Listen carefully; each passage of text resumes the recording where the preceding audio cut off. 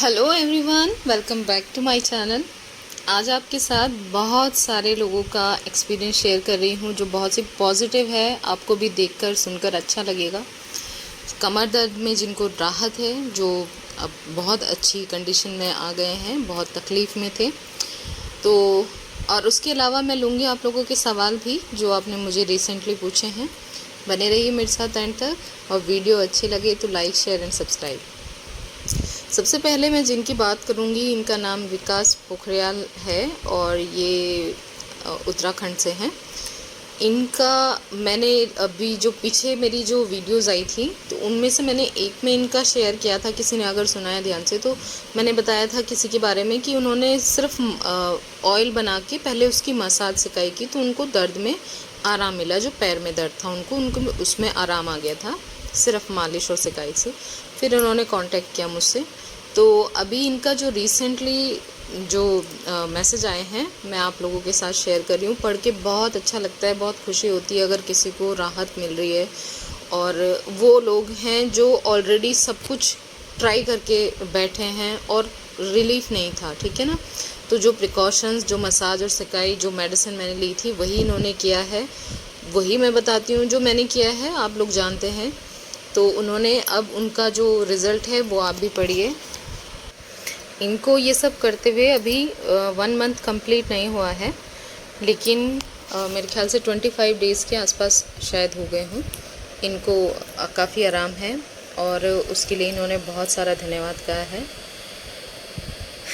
हाँ, धन्यवाद कहने का तरीका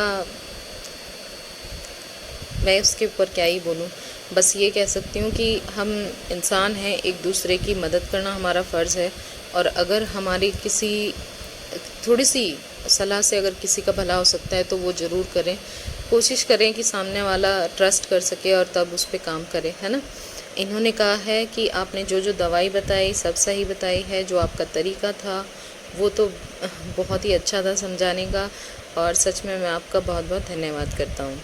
इन्होंने कहा है कि जो दवाई आपने बताई या तो और जो आपने खाने के लिए बोला, ऐसा खाना, ये मत खाना, मैंने सब वही किया है और अब मैं काफ़ी ठीक हूँ, काफ़ी क्या बहुत ठीक हूँ और दर्द भी बहुत कम है।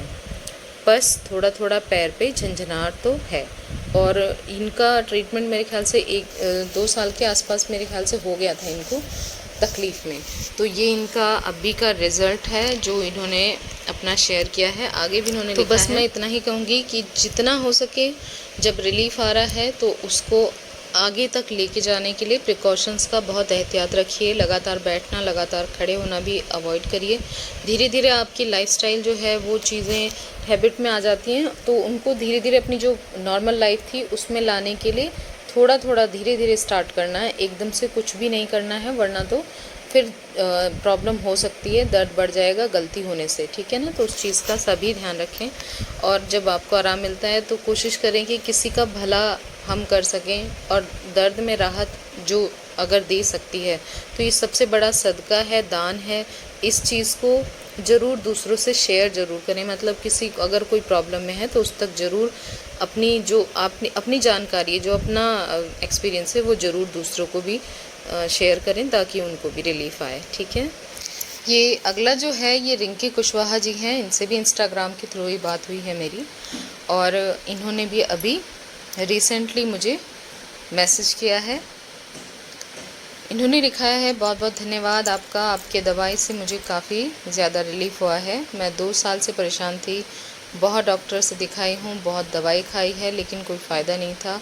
थैंक यू सो मच, बहुत बहुत शुक्रिया आपका। दिल से आपका भी बहुत बहुत शुक्रिया कि आप समझ रहे हो कि मैं क्या कह रही हूँ और क्यों कह रही हूँ।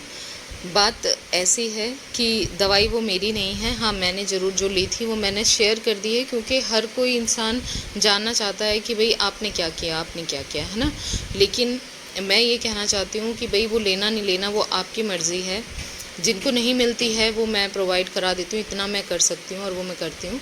पर मेडिसिन कोई भी लो, ठीक है, जो भी आप लेना चाह रहे हो, आप आयुर्वेदिक, होम्योपैथिक, एलोपैथिक, जो भी यूनानी पैथी जो भी लेना चाहते हो, उसके साथ प्रिकॉशंस ज़रूर लो जो मैं बताती हूँ। और उन चीज़ों का असर बहुत जल्द दिखने लग जाता है, ये मैं हमेशा कहती हूँ, है ना। तो इनको भी रिलीफ़ मिल रहा है, बहुत अच्छी बात है। मैं जानती हूँ कि जब दर्द बहुत लंबे टाइम से दर्द में कोई इंसान रहा हो और हर तरह से बिल्कुल मायूस हो गया हो और तब रिलीफ़ मिले तो बहुत अच्छा लगता है, बहुत खुशी होती है। पर उस खुशी को ख़राब नहीं करना है। प्लीज़ अपने प्रिकॉशंस पे ध्यान ज़रूर रखिएगा।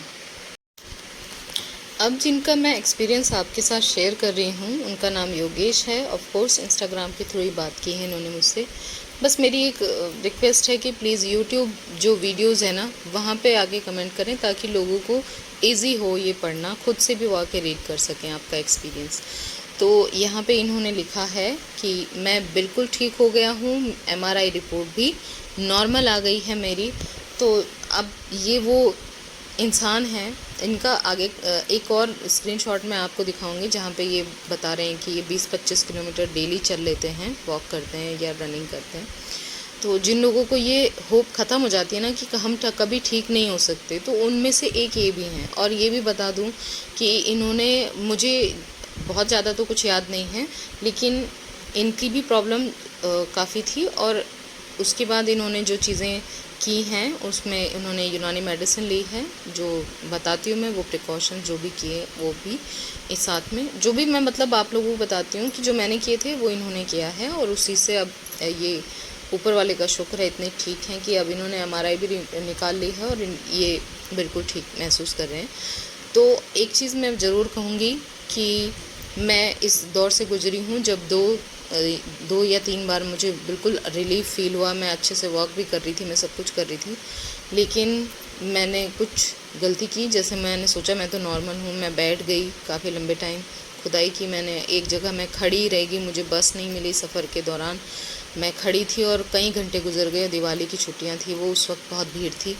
तो उसके बाद जो पेन आया है वो मतलब बिल्कुल ठीक फील हो रहा था मुझे, उसके बाद आया था। तो बस मैं ये कहना चाहती हूँ कि आप ये इंश्योर ज़रूर करिए जब आप बिल्कुल ठीक महसूस कर रहे हैं, आपको लग रहा है मैं एकदम परफेक्ट हूँ और आपने तो एमआरआई भी निकाली है, ऊपर वाला आपको तंदुरुस्त रखे, हमेशा यही दुआ है।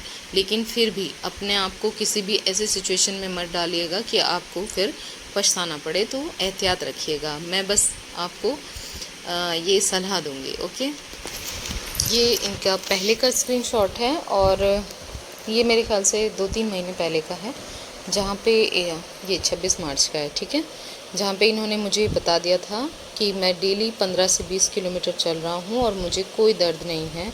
अब मैं झुक सकता हूँ क्या, इन्होंने ये भी पूछा था, तो मैं मना ही करती हूँ इस चीज़ का, आप लोगों को बताइए। तो ये इतना वॉक उस वक्त करने लगे थे और इनको मेरे ख्याल से 2 महीने ही हुए थे मेडिसिन और सारे प्रिकॉशंस वगैरह करते हुए, ठीक है। तो आई होप कि सब जल्द से जल्द अच्छे हों। बस मैं ये चीज़ें इसलिए शेयर करती हूँ क्योंकि मुझे जब फ़ोन करता है ना कोई पेशेंट, तो कुछ लोग ऐसे हैं कि वो ट्रीटमेंट टू ट्रीटमेंट चेंज भी कर रहे हैं लेकिन रिलीफ नहीं आ रहा है, तो वो बहुत रोते हैं। उनको ये लगता है कि वो कभी ठीक नहीं हो सकते, ठीक है। तो मैं जानती हूँ कि उन भाइयों और बहनों के लिए मैं ये शेयर करती हूँ कि उनको ये एहसास ना हो कभी भी कि वो नहीं हो सकते। क्यों नहीं हो सकते? जब दूसरे हो सकते हैं तो वो भी ठीक होंगे। बस ये नहीं कह सकते कि आप किस चीज़ से आपको एकदम से असर पड़ जाएगा या कौन सी चीज़ आपके लिए अच्छी साबित होगी, आपकी बॉडी के लिए कौन सी चीज़ आपको एकदम से आराम दे देगी। तो इसलिए ट्राई करना है और घबराना नहीं है कभी, ठीक है। अब मैं जिनका एक्सपीरियंस आपके साथ शेयर कर रही हूँ, इनका नाम शालू जसरोटिया है और ये हिमाचल पुलिस में काम करती हैं, पुलिस में जॉब है इनकी। तो यहाँ पे मैं इनका एक्सपीरियंस शेयर कर रही हूँ। इन्होंने लिखा है कि मुझे पेन में रिलीफ मिल गया है, सिर्फ कभी कभार हो जाती है, जैसे हम थक जाते खड़े रह के या ज़्यादा वर्क करके, मोस्टली लेडीज़ को हो जाती है, वैसी थकान बस हो जाती है। हाँ, मैं मानती हूँ जो लोग जिनको बिल्कुल रिकवरी हो जाती है, रिकवरी के आफ्टर की बात है ये, वो वाली कंडीशन होती है कि हम लोग बिल्कुल ठीक फील करते हैं, लेकिन जब हम ज़्यादा काम कर लेते हैं तो सिर्फ थकान होती है, कोई पेन नहीं आता है, कुछ नहीं होता है और रेस्ट करने से वो चली भी जाती है। तो चलिए, मुझे बेहद खुशी है कि आपको रिलीफ़ है। और इन्होंने भी जब मुझसे बात की थी तो इन्होंने यही ट्रीटमेंट लिया जो मैंने बताया आप लोगों को। इन्होंने भी यूनानी मेडिसिन ट्राई की थी और उससे अब अल्हम्दुलिल्लाह ही ठीक हैं। बहुत अच्छी बात है। बहुत सारे लोग हैं, अब तो हर दिन कोई ना कोई और जुड़ ही जाता है जो ये बताने के लिए हैं कि हाँ हम लोगों को रिलीफ आ रहा है। तो इनका बस मैं ये कहूँगी कि अपना ध्यान रखिए, हमेशा रखिए, इसमें कोई ढील मत छोड़िएगा। अपने रीढ़ की हड्डी से ज़्यादा कीमती और कोई काम नहीं है, कोई ज़रूरी चीज़ नहीं है, क्योंकि वो ठीक है तो सब ठीक है। और अपना ख्याल रखिए। अब जिनका एक्सपीरियंस शेयर कर रही हूँ, इनका नाम अतुल है, अतुल शायद, ठीक है। अब इनका भी पढ़िए, इन्होंने क्या लिखा है। इन्होंने लिखा है कि मैंने भी प्रिकॉशंस, मसाज और फूड पे ध्यान दिया। अभी 80% आराम हुआ है। मैं फिज़ियोथेरेपी कर रहा हूँ, जल्दी ठीक हो जाऊँगा। फूड में green vegetable, fish, milk, nuts, salad और बॉइल्ड एग खाना होगा। जो इन्होंने किया है वो इन्होंने शेयर किया है, ठीक है। इन्होंने कोई मेडिसिन नहीं ली है और इनको प्रिकॉशंस, मसाज, और जो मसाज बताती हूँ मैं वो मैंने बताया या नहीं बताया मुझे नहीं पता, लेकिन कौन सा किया है इन्होंने, पर मसाज किया है और साथ में अपने खाने पीने का ध्यान रखा है, फिजियोथेरेपी ली है, ठीक है। तो 80% इनकी रिकवरी हुई है। तो ऐसे भी लोग हैं और मैं आप लोगों के साथ सबका शेयर करती हूँ, क्योंकि मैं जानती हूँ कि कोई होप इंसान अगर दे सकता है, किसी को मिल सकती है किसी के एक मैसेज से, तो वो सबसे ज़्यादा कीमती है। इस वक्त जो लोग भी तकलीफ़ और दर्द में हैं, वो लोग धैर्य के साथ अपने चलते रहें, घबराना नहीं है। दर्द कुछ और सोचने नहीं देगा, आपको भटका सकता है, लेकिन आपको कांस्टेंट रहना है। अपने प्रिकॉशंस को बिल्कुल मत छोड़िएगा। बहुत से ऐसे लोग हैं जो सिर्फ प्रिकॉशंस करके ही अपनी लाइफस्टाइल चेंज करके और वो एकदम ठीक हो गए। तो आप लोग भी एहतियात करिए, उन चीज़ों को बिल्कुल इग्नोर मत करिएगा जो मैंने की थी, ठीक है, जो गलती मैंने की थी और जो कि सब नए पेशेंट करते हैं, ठीक है। प्रिकॉशंस जो डॉक्टर बोलते हैं ना, आगे नहीं झुकना, नीचे नहीं बैठना, वज़न उठाना नहीं है, बिल्कुल बंद करिए। 2 व्हीलर बंद करिए, सीढ़ी वगैरह अवॉइड करिए। तो आपको रेस्ट करिए जितना हो सकता है और ज़्यादा सोचना नहीं है, ज़्यादा परेशान नहीं होना है, अपने ट्रीटमेंट पे फोकस करना है, ठीक है। अब मैं आप लोगों के सवाल ले रही हूँ जो रिसेंटली आपने मुझसे पूछे हैं कमर दर्द को लेकर। तो सबसे पहले ये किसी ने पूछा है कि can you please let me the best sleep position, I am unable to sleep in any position, when I sleeping straight my back feel very sore, also I can't got लहसुन। ठीक है जी, मैं बता दूं कि इन्होंने पूछा है कि सोने की जो पोजीशन है, जो सही पोजीशन है, वो आप मुझे बता दें। मैं बिल्कुल किसी भी पोजीशन में नहीं आराम कर पा रहा हूँ या कर पा रही हूँ, सो नहीं पा रही हूँ। और स्ट्रेट सोने से तो मेरी जो कमर है वो बहुत ज़्यादा वहाँ पे तकलीफ़ फील हो रही है। ठीक है, एक चीज़ मैं बता दूँ कि मैं सेम सिचुएशन में थी। मैं सीधा तो बिल्कुल नहीं लेट सकती थी, बहुत अनकंफर्टेबल था, उसे एक्सप्लेन नहीं कर सकते। वो मैं ये भी नहीं कह सकती कि नहीं मुझे दर्द ही था या मुझे, वो बहुत अनकंफर्टेबल था। मुझे ऐसा लगता था शरीर का हिस्सा जैसे कहीं पे कुछ गड़बड़ हो गई है, वो ठीक नहीं है, वो सही भी नहीं है बिल्कुल, ठीक है। तो मैंने एक चीज़ मैं अपने वीडियोस में हमेशा बताती हूँ, कोई भी स्लीपिंग पोजीशन करेक्ट नहीं होती है। जिस चीज़ से आपको रिलीफ मिले वो आप इस्तेमाल कर सकते हैं। आप करवट के बल सो सकते हैं, आप पेट के बल सो सकते हैं, आप सीधे सो सकते हैं, तकिया लगा के सो सकते हैं कमर के नीचे, या फिर टांगों के नीचे तकिया रख सकते हैं। तकिया रख के देखें लेट के, जिस तरीके से आपको रिलीफ मिले। मुझे इतनी जानकारी नहीं थी उस वक्त, लेकिन मैं आपको एक चीज़ बता दूं कि ये मेरे दिमाग में आया कि हम अगर कमी हमारी रीढ़ की हड्डी के अंदर आई है, तो रीढ़ की हड्डी की अगर पोजीशन सीधी रहेगी तभी तो वो सेट होगी, ठीक है। ये मेरे खुद के मन की वो थी।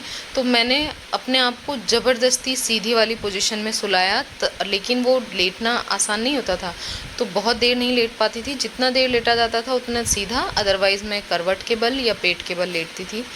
लगातार एक ही पोजीशन में नहीं लेटा जाता था, वो भी अनकंफर्टेबल हो जाता था। कुछ देर बाद, आधा घंटा या 1 घंटे बाद, मैं एक पोजीशन को चेंज करती थी, ठीक है। तो वो चेंज करके जब तक जागे हैं तब तो आधा घंटा भी नहीं लेट पाते थे, लेकिन अगर सोए हुए हैं तो 1 या 2 घंटे में एक पोजीशन के रखने के बाद ही मेरी आँख खुलती थी, तब मैं चेंज करती थी, ठीक है। पर मैंने हमेशा जागते हुए चेंज किया है, ताकि मेरे सिर के नीचे तकिया ना आए जब सीधा लेटते हैं, क्योंकि उससे फिर गर्दन बिल्कुल बेकार हो जाती थी। वो तो थी ही, वो कंडीशन ही बहुत ख़राब थी गर्दन की। तो मेरा कहना यही है कि आप पहले तो आप करके देखें। आपने कहा है कि मुझे किसी भी तरह से आराम नहीं मिल रहा है, तो ये सेम आप मेरी जैसी सिचुएशन में हैं अभी, तो कोई ऑप्शन नहीं है, क्योंकि लेटना ही पड़ेगा और लेट के ही आराम आएगा। तो लेटने के लिए आपको चेंज करते रहना है, ठीक है। आई होप मैं समझा पाई हूँ कि इसका और कोई रास्ता मुझे तो नहीं पता है, जो मैंने अपनाया है वो मैंने बताया है। हाँ, सीधा लेटने के लिए तकिया बिल्कुल मत लगाइएगा, करवट के बल और पेट के बल जब लेटते हैं तो तकिया लगा सकते हैं। तो उसमें भी आप ध्यान रखिएगा कि मैं कुछ बता रही थी, भूल गई। हाँ जी, जब सीधे लेटने की पोजीशन में आपको जाना है तो उस वक्त जाइए, बिल्कुल सीधा लेटिए। एक तो रुई का गद्दा रखिए, उसके अलावा कोई और गद्दा नहीं रखना है। मैं फिर से बता दूं, डल्लव फॉर्म का या किसी ने ऑर्थो का या कुछ भी जो भी बताया है A to Z वो सब हटा दीजिए। सिर्फ रुई का कॉटन का गद्दा रखिए और बहुत गदगदा मत रखिए, ठीक है, फुलफुला नहीं। जो अपने घर में पुराने जो गद्दे हैं वो बेस्ट हैं, वो आप रखिए, उसमें लेटिए, ठीक है। और जब भी आपको सीधा लेटने का मतलब लेटना है, ज़बरदस्ती सही आपको लेटना है, तो उस वक्त लेटिएगा जब आप गहरी नींद में जा रहे हो। तो उस वक्त क्या होगा कि आपको पता नहीं चलेगा, आपको कुछ अनकंफर्टेबल भी नहीं होगा, मतलब फील ज़्यादा नहीं होगा। और फिर आप आधा घंटा 1 घंटा जितनी देर आप लेट पाते हो लेटो, उसके बाद आप पोजीशन चेंज कर सकते हो। तो ये था मेरा जो तजुर्बा है, उसे आप अपना के देखिए। होप कि आप जल्दी से जल्दी रिकवर हों। अगला जो सवाल है ये प्रियंका जी का है, जिन्होंने पूछा है कि मुझे चलने में बहुत प्रॉब्लम है, मैं चल नहीं पा रही हूँ, कुछ बताइए। प्रियंका जी, आई होप कि आपने न्यूरोलॉजिस्ट या न्यूरोसर्जन को कंसल्ट कर लिया है। अगर नहीं किया है तो जल्द से जल्द उनसे मिलें, अपनी MRI कराएं, अपनी प्रॉपर ट्रीटमेंट स्टार्ट करें, ठीक है। मेरा सुझाव यही है कि जो सबसे पहली सीढ़ी है वो न्यूरोलॉजिस्ट या न्यूरोसर्जन से स्टार्ट होनी चाहिए। मुझे कुछ पेशेंट कहते हैं हमने न्यूरोपैथी में दिखाया, हमने यहाँ दिखाया, वहाँ दिखाया। प्लीज़ उनके बारे में मैं नहीं जानती हूँ, लेकिन जो मुझे आराम मिला था, पहला आराम जो मिला मुझे इधर उधर डॉक्टर्स टू डॉक्टर्स भटकने के बाद, वो न्यूरो के पास जाने के बाद ही मिला था मुझे दर्द में राहत, ठीक है ना। तो आप वो वहाँ जाएं, अपने प्रिकॉशंस पूरे फॉलो करें। भले ही आपको चलने में दिक्कत हो रही है, बैठने में ना हो, तब भी मैं जो प्रिकॉशंस बताती हूँ कि आगे नहीं झुकना, नीचे नहीं बैठना, वज़न नहीं उठाना, ये कंपलसरी है। सीढ़ियाँ नहीं चढ़ना, बिल्कुल नहीं चढ़ना है, ठीक है। और रेस्ट करिए, टू व्हीलर पे सफ़र बिल्कुल मत करिए। और नहाने का जो तरीका है, सोने का जो तरीका है, जो मैंने अपनाया है, जो मैंने बताया है, वो बिल्कुल एज़ इट इज़ करिए। मसाज के लिए मैंने एक ऑयल बता रखा है, वो आप ज़रूर इस्तेमाल करें। मसाज का तरीका है टेल बोन से सिर की दिशा में मसाज करनी है, टेल बोन से सिर की दिशा में, यानी नीचे से ऊपर ले जाइए हाथ, फिर हटा लीजिए, फिर नीचे से ऊपर, इस तरीके से। और मसाज के तुरंत बाद ही सिकाई करिए। बहुत लोग क्वेश्चन करते हैं मुझे इंस्टाग्राम पे, लगातार पूछते रहेंगे कितनी देर करना है, कब करना है, कितनी देर बाद करना है। ये नहीं, बस आप मसाज करिए, जितने देर आपको कर सकते हैं, आप राहत मिलती है उतनी देर करिए, और फिर उसके बाद सिकाई करिए तुरंत, ठीक है। और आपने ये कहा है कि हाँ, बैठने का भी ध्यान रखिए। भले ही आपको बैठने में दिक्कत नहीं हो रही है, फिर भी 15-20 मिनट हो गए हैं, आपको नहीं बैठना इससे ज़्यादा। आप लेट जाइए या थोड़ा वॉक कर लीजिए, जैसा भी आपको ठीक लगे वैसा आपको करना है, ठीक है। इसके अलावा कुछ रह जाता है और आपने अगर एलोपैथिक ट्राई कर ली है और आपको रिलीफ नहीं है, तो फिर आप दूसरे ऑप्शंस ज़रूर ट्राई करें, किसी से कंसल्ट करके मेडिसिन ज़रूर लें। आप किसी आयुर्वेदिक हो, चाहे यूनानी हो, चाहे होम्योपैथी हो, जो आपको बढ़िया लगे, जो आपको लगे कि मुझे ये पहले ये ट्राई करनी है, वो करें। क्योंकि रिलीफ कब किससे मिल जाए नहीं कह सकते, कोई नहीं बता सकता, ठीक है। तो आप ये सब करके देखिए। कुछ ना समझ आए तब मुझे मैसेज करिएगा, पहले ये चीज़ें करके देख लें, ठीक है। तब मुझे इंस्टाग्राम पर मैसेज करें, मेरी आईडी भी आपको डिस्क्रिप्शन में मिल जाएगी। अगला सवाल कविता जी का है, जिन्होंने पूछा है कि मुझे भी L4 L5 में दिक्कत है, बहुत दर्द होता है, प्लीज़ बताएं। तो कविता जी, आपको भी यही कहूँगी कि पहले न्यूरोलॉजिस्ट या न्यूरोसर्जन को दिखा लें। ट्रीटमेंट के साथ जो प्रिकॉशंस मैंने अभी आपसे पहले किसी को बताए हैं, वो एज़ इट इज़ आपको फॉलो करने हैं। कुछ लाइफस्टाइल चेंज करनी है, वो आप वीडियोस फॉलो करेंगे तो आपको पता चल जाएगा। मैं एक बार फिर से जल्दी रिवाइज़ कर देती हूँ कि बैठने उठने का तरीका मैंने जो बता रखा है, अप्लाई करना है। बिस्तर रुई का रखिए, उस पर जब आप सीधा लेटते हो तकिया नहीं लगाना है। करवट लेते हो तो तकिया लगा सकते हैं, पतला तकिया, ठीक है। जब बेड से उठते हैं दोनों हाथों को बेड पे टिका के हाथों पे जोर डाल के उठना है। ये नियम बना लीजिए, कभी भी अपने आप से मत उठिएगा, रीढ़ की हड्डी पे प्रेशर नहीं जाना चाहिए। जब आप खड़े हो जाते हो डबल सपोर्ट की बेल्ट हमेशा लगाइए। जब आप बैठ जाते हो, बैठते खाना खाने के लिए या कुछ थोड़ी बहुत देर के लिए, तो बेल्ट खोल सकते हैं। फिर पहनने के लिए थोड़ी सॉफ्ट चप्पल का इस्तेमाल करिए ताकि एड़ियों में दर्द कभी ना आए और एड़ियों से जो ऊपर प्रेशर जाता है उससे आप बच सकें। नहाने के लिए 1 फीट का स्टूल यूज़ करें, उसी में बैठ के नहाना है। और जब सिर धोते हैं, बाल धोते हैं, तो बालों को सीधे बैठे बैठे पीछे की तरफ वॉश करिए, आगे गर्दन बिल्कुल नहीं झुकानी है। आप इंडियन टॉयलेट अगर इस्तेमाल करते हो तो थोड़ी ऊंची एड़ी की चप्पल हील पहन के जा सकते हो, सिर्फ टॉयलेट में, अदरवाइज़ फ्लैट पहननी है आपको। सीढ़ियाँ बिल्कुल नहीं चढ़नी है, 2 व्हीलर बिल्कुल अवॉइड करना है, ठीक है। ये कुछ चीज़ें हैं जो आपको ध्यान रखनी है। ब्रश करते हुए एक हाथ से हमेशा दीवार का सहारा लीजिए और एक हाथ से मुँह हाथ धोइए, कम से कम झुक कर, ठीक है। तो ये चीज़ें आपको मदद करेंगी ठीक होने में। बाकी आप मसाज और सिकाई भी करिए, ऑयल मैंने बता रखा है।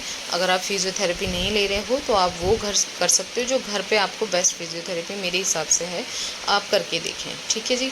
कुछ रह जाए, कुछ ना समझ आए और आप यूनानी मेडिसिन ट्राई करना चाहते हो या फिर दूसरी मेडिसिन आप ट्राई करना चाहते हो, वो भी आप करके देख सकते हो, ठीक है। किसी से कंसल्ट करके लीजिए ताकि आप अपनी और दूसरी कोई प्रॉब्लम हो वो भी बता के अपना ट्रीटमेंट अच्छे से ले सकें, ठीक है जी। किसी ने सवाल पूछा है कि मुझे दर्द में बहुत आराम था लेकिन शायद मानसून की वजह से पेन बढ़ गया है, क्या ऐसा होता है? देखिए, ऐसा होता है ठंड की वजह से, ठीक है। बारिश होती है, बारिश हम अब क्योंकि गर्मियाँ इतनी हैं तो हम पंखा भी चला के रख रहे हैं, कभी कभी कूलर भी चल रहा है, तो और बारिश हो गई, रात को बारिश हो गई तो ठंडक बढ़ गई, और ठंडक जब बढ़ेगी तो शरीर की जो नसें हैं वो सिकुड़ेंगी, और जब वो नसें सिकुड़ती है ना तो पेन बढ़ता है, ठीक है। तो ये मेरे साथ हुआ है, जो मैंने आपको बता दिया कि ठंड की वजह से तो ऐसा होता है कि खाली इस बारिश में भी आप भीग जाओगे ना तो आपको ठंडा, आपका बॉडी आपकी ठंडी हो जाएगी, तब भी आपको दर्द महसूस होगा, ठीक है। बाकी मॉनसून की वजह से नहीं, बस ठंड की वजह से। उस चीज़ का ध्यान रखिए कि अगर ठंड बढ़ रही है तो चादर ओढ़ें, अपने ऊपर डायरेक्ट ठंडी चीज़ मतलब हवा आने से रोकना है, खुद को बचाना है, उस चीज़ का ख्याल रखिए तो नहीं होगा। और जो सबसे बड़ी एक चीज़ है दर्द बढ़ने की, वो है जब हम मिस्टेक करते हैं आराम आ जाने पर, तो वो जैसे एक बार झुक गए या कुछ वज़न उठा दिया या कोई झटका लग गया, हम सफ़र करके आगे बाज़ार चले गए तो उसकी वजह से दर्द बढ़ जाता है। मतलब वो काम जो नहीं करने हैं उसकी वजह से दर्द बढ़ता है। अभी एक सिस्टर से मेरी बात हुई रिसेंटली, उन्होंने कहा जी मैं 2 महीने से सब कुछ कर रही हूँ पर मुझे आराम नहीं मिल रहा है। तो मैंने पूछा आप क्या क्या क्या कर रहे हो, क्योंकि ऐसे में फिर मैं मैसेज में पूछती हूँ तो वो कहते हैं नहीं नहीं हम सब कर रहे हैं, हम सब कर रहे हैं। लेकिन जब मैं बात करती हूँ, और मैं एक बार तो ज़रूर ही बात करती हूँ ताकि मैं क्या बता सकूँ कि आप कहाँ गलत हो, अदरवाइज़ मैं बोलती हूँ स्टिक मत रहिए। 2 महीने अगर कोई किसी भी ट्रीटमेंट से रिलीफ नहीं मिल रहा है तो आप कोई और ट्रीटमेंट ट्राई करें, ठीक है, अगर आपको रिलीफ नहीं मिल रहा है। तो जब मैंने उनसे बात की तो उन्होंने कहा सब कुछ कर रही हूँ दीदी, सब कुछ कर रही हूँ, पर नहाना तो नीचे ही बैठ के पड़ता है और कपड़े भी नीचे ही, वो कैसे धो, मशीन ही नहीं है, कपड़े तो हाथ से ही धोने पड़ते हैं नीचे ही बैठ के। तो जब आप मेरे से पूछोगे तो मैं आपको कहूँगी नीचे नहीं बैठना है, तो नीचे नहीं बैठना है। और आप तो कपड़े धो रहे हो, कपड़े धोने पे तो आप दिन भर आप पूरा प्रिकॉशंस करो, लेकिन एक टाइम आप नीचे बैठ के एक कपड़ा धो लो तो उसी वो जो पूरे दिन आपने प्रिकॉशंस लिया है उसका कोई वैल्यू ही नहीं है, वो ज़ीरो हो जाता है। यही हकीकत है, ठीक है। बस ये थोड़ी सी हार्ड है यह हकीकत, जो सुन के अगर किसी को ज़ोर पड़ता है, लेकिन हकीकत यही है कि आपको प्रिकॉशंस तो बिल्कुल करना पड़ेगा अपने आप, ठीक अगर करना है तो। और जहाँ तक कपड़ों की बात है, कुछ लोग जो गांव से बिलोंग करते हैं, जिनके घर में नहीं है, या तो वो किसी और से धुलवाएं, कपड़े धुलवाने का काम तो नहीं कर लें, ठीक है। बर्तन हो चाहे कोई कपड़े हों, वो खड़े होके अगर आप धुल सकते हो तो वो धुल लो, या फिर स्टूल पे ऊंचा रख के जहाँ पे आपको जोर ना पड़े, अगर आप सहारा लेके कुर्सी पे बैठ के आप धो सकते हो, स्टूल पे टब में रख के, तो उसमें भी झुकना पड़ता है। आप थोड़ा सा उस चीज़ को मेंटेन अगर कर सकते हो तो करो, अदरवाइज़ खड़े होके कर लो, वरना तो किसी और की हेल्प लो या फिर वॉशिंग मशीन में धुलो कपड़े, लेडीज़ के लिए, ठीक है।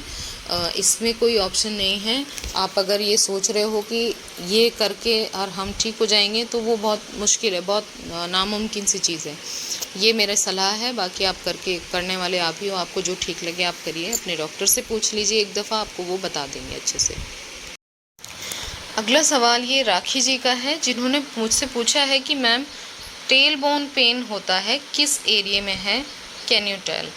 हाँ जी, टेल बोन का मैं बहुत सारे ऐसे लोग हैं जिन लोगों को वाकई नहीं पता होता टेल बोन होती क्या है। रीढ़ की हड्डी का आखिरी छोर जो होता है एक पूंछ की तरह होता है, ठीक है। वो मतलब हमारे यहाँ तो वो जब कभी पुराने जो पूर्वज हैं हमारे, उनके पूंछ रही भी होगी, तो ये साइंस की बातें हैं कि वो चीज़ अब विलुप्त हो गई है, वो नहीं है इंसानों में। तो उसकी जो है ना वो हड्डी जो है वो अभी भी मौजूद है, ठीक है, टेल बोन वाली।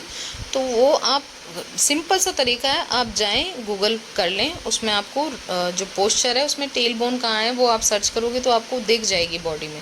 नहीं भी दिखती है तो मैं सिंपल सी चीज़ बता रही हूँ कि रीढ़ की हड्डी का आखिरी सिरा, जो हड्डी जो जॉइंट है उसके साथ जुड़ा है कूल्हे की हड्डियों के साथ, वहाँ पे जो बिल्कुल लास्ट सिरा है रीढ़ की हड्डी का वो टेल बोन होता है और वहाँ पे पेन होता है। टेल बोन पे भी दर्द हो सकता है, टेल बोन के आसपास के जो मसल्स हैं उनमें भी पेन हो सकता है। तो वो बहुत ही भयानक दर्द होता है, बस उससे बचना है तो उसके लिए मैंने बता रखा है कि आप एक्टिवा की ट्यूब में थोड़ी सी हवा भर के तभी बैठो उस पर जब ज़रूरत हो, अदरवाइज़ बैठना अवॉइड करो। जितना बैठना अवॉइड करोगे आपको राहत मिलती चली जाएगी, ठीक है। या फिर आप कॉकिक्स कुशन का इस्तेमाल कर सकते हो, जो कि मोस्टली पेशेंट करते भी हैं, ठीक है जी। आई होप आप समझ गए होंगे टेल बोन पेन होता किस किस एरिया में है, वो समझ गए होंगे, ठीक है। ये अगला सवाल किसी ने पूछा है कि नीचे का सामान कैसे उठाएं। तो मैं कैसे उठाती थी मैं आपको बता देती हूँ। पहले तो मोस्टली जो बड़े सामान होते हैं जिनको उठाने के लिए झुकना पड़ता है वो मैंने ऊपर रखवा रखे थे या किसी फैमिली मेम्बर से उठवा लेती थी। लेकिन अगर कोई चीज़ छोटी है जिसे आप कोई है नहीं आसपास और आपको उठाना है तो उसके लिए पैर के अंगूठों का इस्तेमाल, अंगूठे और उंगली का इस्तेमाल मैं उसे पकड़ने के लिए करती थी। पैर से पकड़ के और पैर को पीछे की तरफ ले जाती थी, आगे की तरफ से नहीं पकड़ती थी क्योंकि आगे फिर झुकना पड़ जाएगा। पीछे की तरफ लाती थी घुटने को मोड़ के और फिर पीछे की तरफ थोड़ा सा झुक के मैं वो चीज़ पकड़ लेती थी। ये मेरा तरीका था और ये बहुत काम आया है मुझे।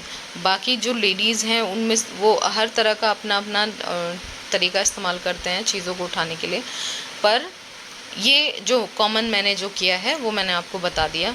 बड़ा भारी सामान तो आप नहीं उठा सकते हो, उसके लिए तो आपको हर चीज़ अरेंज करनी पड़ेगी ऊपर, जिसमें आप झुकना ना आपको पड़े उठाने के लिए, ठीक है। और हैवी वज़न तो वैसे भी कोई चीज़ नहीं उठानी है, हल्की फुल्की आप उठा सकते हो। तो आई होप कि आपको समझ आया होगा। आपने जो पूछा है मैंने आपको आपके आंसर देने की कोशिश की है। अगर आपको कोई और सवाल हो तो मुझे कमेंट सेक्शन में पूछ सकते हैं। और अपना बहुत सारा ध्यान रखिए। हर चीज़ जो मैं बताती हूँ, छोटी छोटी चीज़ें बहुत इम्पॉर्टेंट हैं इस तकलीफ़ में, उस चीज़ों पर अमल करिए ज़रूर और अपने आप को तंदुरुस्त करके रहिए, ठीक है। बस आज के लिए इतना ही। उम्मीद करती हूँ सब स्वस्थ हों जल्द से जल्द। दुआओं में मुझे भी याद रखिएगा। अपना बहुत सारा ख्याल रखिए। मिलते हैं नेक्स्ट वीडियो में।